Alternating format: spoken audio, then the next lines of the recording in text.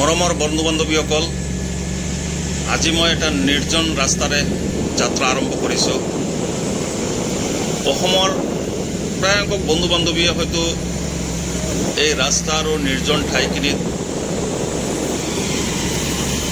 দেখি পেলাই হয়তো আপোনালোকে নিশ্চয় ধৰিব পাৰিছে। আপোনালোকে জনাবচোন, যিসকলে চিনি পাইছে তেওঁলোকে জনাবচোন এতিয়া কোনখিনি ঠাই। চাওক কিমান নিৰ্জন দৃশ্য। সঁচাকেই আমাৰ অসমত এনেকুৱা কিছুমান ৰাস্তা আছে, এনেকুৱা কিছুমান মনোৰম দৃশ্য আছে যিটো নেকি আমাৰ এতিয়াও অজানা। উত্তৰটো ভিডিঅ'ৰ মাজতেই লুকাই আছে।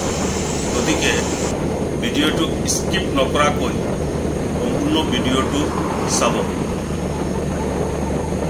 কণ্টেণ্ট ক্ৰিয়েটৰসকলৰ বাবে মোৰ ফালৰ পৰা এটা উপহাৰ আছে।